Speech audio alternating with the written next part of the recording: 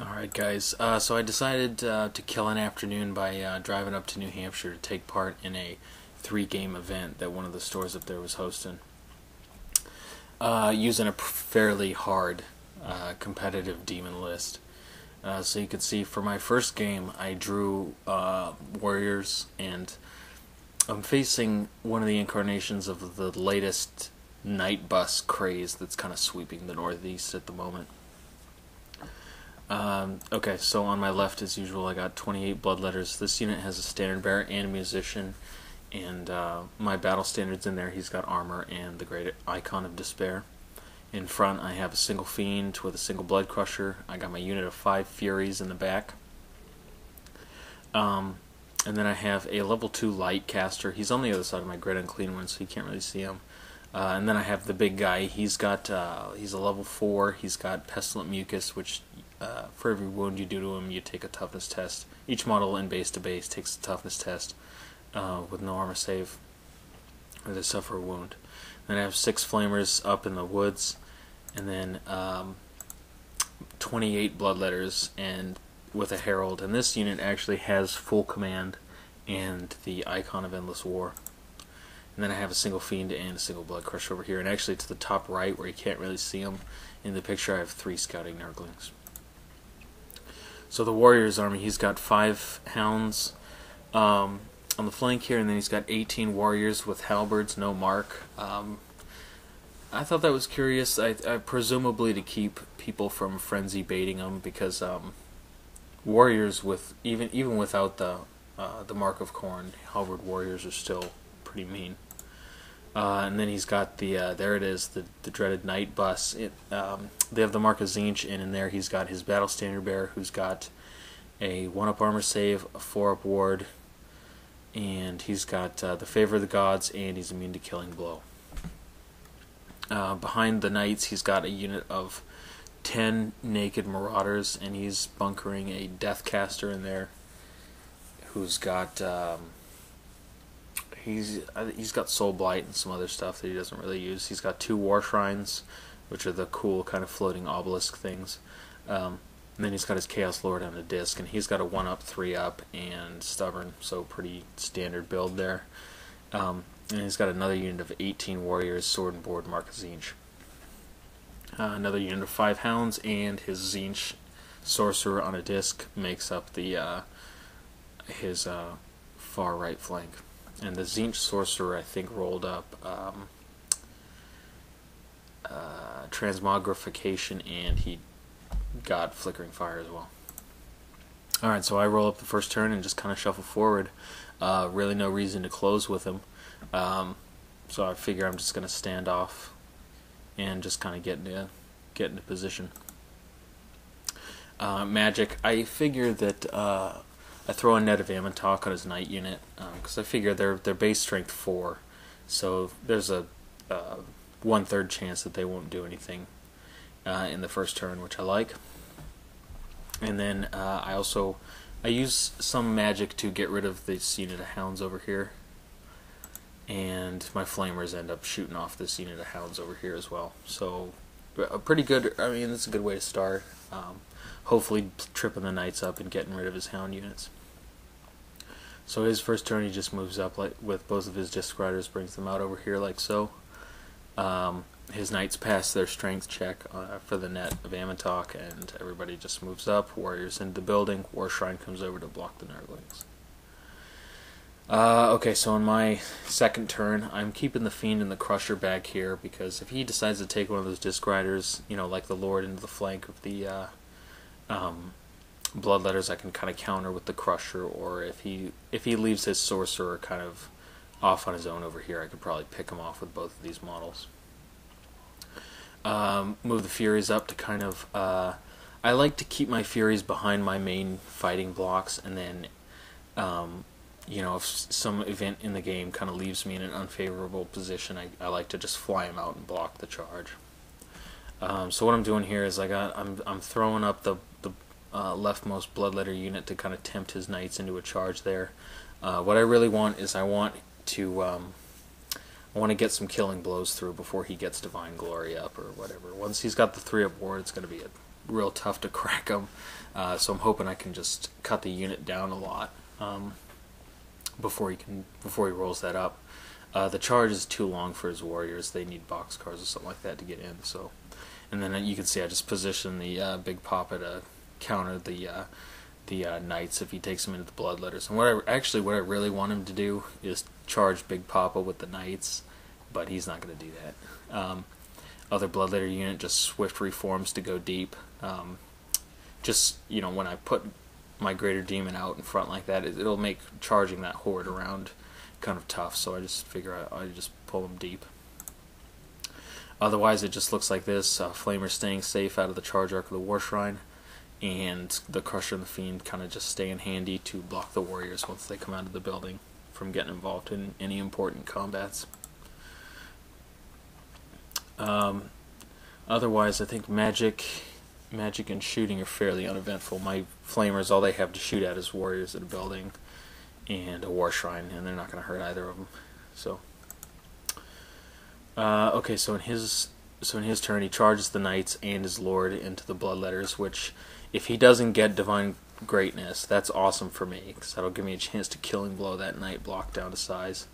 And then he pulls his disc sorcerer over here. He's going to try to flickering fire my light caster, who's wandering around by himself down here.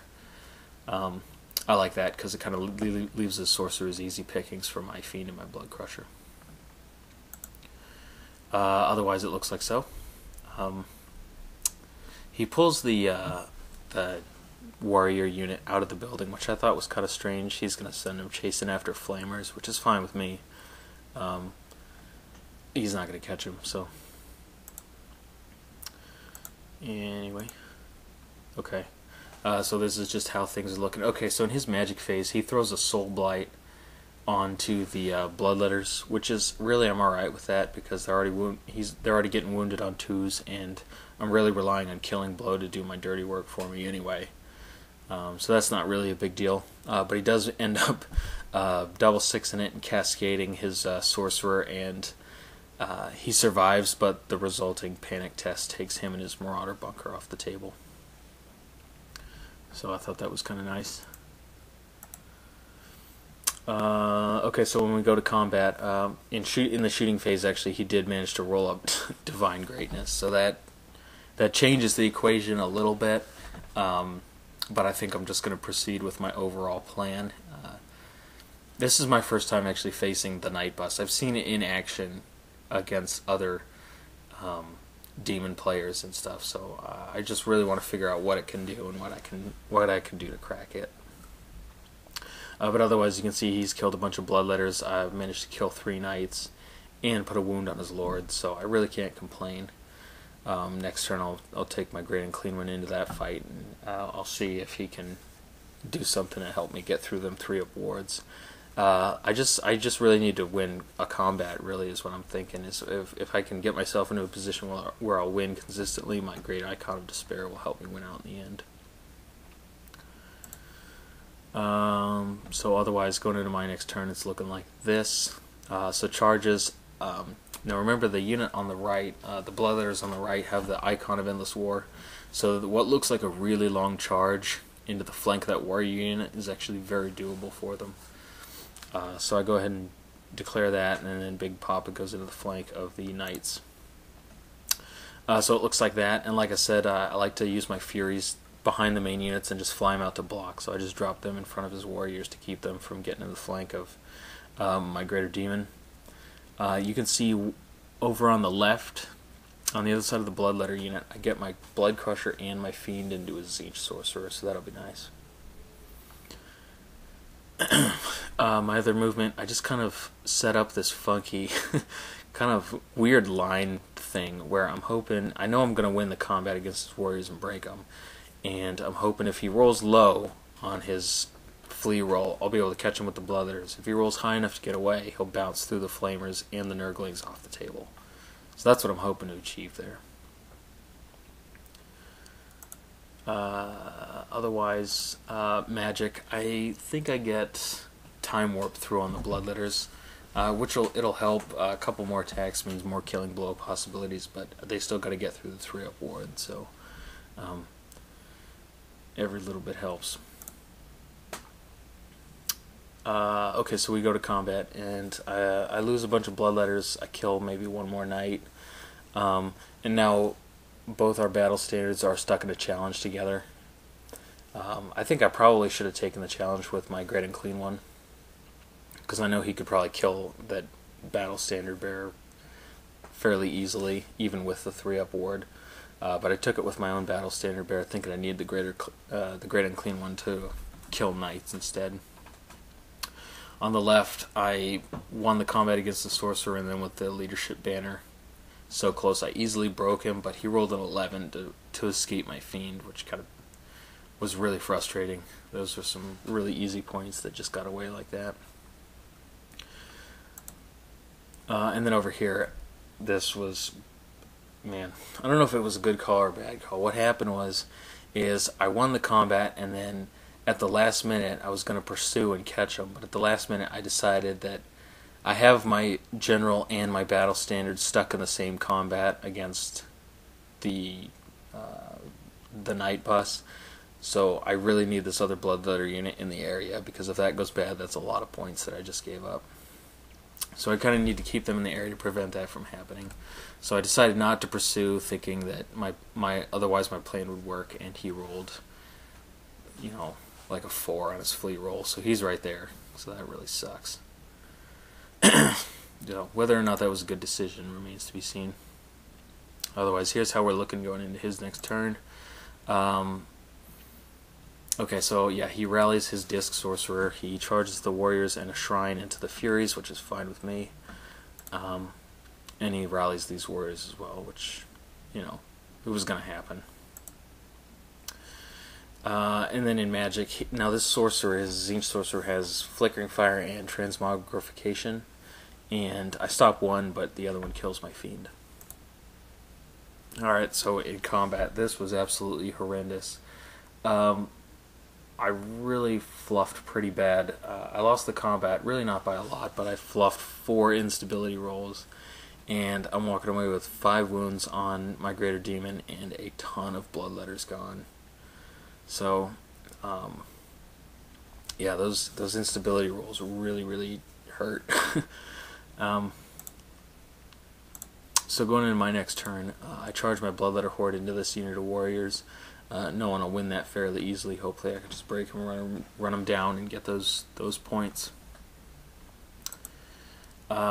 These guys, like I said, they rallied, so I just moved the Blood Crusher out of the charge arc, the Flamers as well, just to kind of shoot at them. And actually what I probably should have done is I probably should have used the Blood Crusher to block them from getting into the building. I don't know if I could do that somehow, but I probably should have been working towards that. Over here, combat, Bloodletter Horde easily beats the warriors, and once again I fail to catch them by, looks like, just a couple inches too. Blood Crusher also charges. I charged his sorcerer with my Blood Crusher and beat him in combat, failed to catch him again, and his Night Bus is actually slowly grinding down my Bloodletter unit. Now, my BSB is in a challenge with his, and he's corner to corner with his Chaos Lord, so his Chaos Lord is actually still in combat, even though all the Bloodletters he was touching are dead. So this is kind of hairy. I really want him to finish off the Bloodletter unit, so I stopped bleeding combat res to the Knights. So, looks like that. Yeah, so I mean, shooting. Flamers have taken a couple more wounds off of the warriors over here, but they're just going to reform into the building. And then this, yeah, didn't catch him. Okay, so going into his next turn, he fails to rally his sorcerer, who flees off the table. He does rally the warriors, who turn to face the Bloodletters. And like I said, he reforms the warriors into the building, which is a good call, because now my Flamers can't really do anything to him. Okay, so over here, this is just dragging out even more. He's finished off the Bloodletters. Each of our battle standards have done a wound to the other, so that's really getting tense. I'm sweating bullets, but yeah, Big Papa just continues to chip away at the Night Bus. It's proven a little more difficult than I thought. A 3-up ward is just horrendous, but when you're actually playing against it, it's really, really solid. And yeah. Okay, so in my next turn, I charge the Bloodletters into the Warriors, and I charge the Fiend into the flank of the Knights because I really all I want to do is win combat, so that I can make him take leadership tests at -2. And then I bring my Blood Crushes around like so to just kind of... I know he's going to be taking his War Shrines into the flanks and rears of some combats, so I'm just bringing my Blood Crushes around to try to counter those. Flamers give up on the Warriors and come shoot at War Shrines, because even though it's impossible to put wounds on a War Shrine, it's going to be easier than shooting the Warriors. Let's see. Looks like in Magic I get Time Warp through on my BSB because I really just want to kill his. But I mean, I've rolled about... I think I've rolled a killing blow every round that they've been in that challenge, but he's immune to it, so it doesn't matter. Okay, so at the end of combat, I think he wins by a couple, 2 or 3, and then I need anything but a 10 on my Great Unclean One to not lose him, and I roll it up, and he goes pop. So yeah, with the big guy going down, you know, that's game right there. The little event that I'm playing in, they just do win, loss, draw, so that's the loss right there.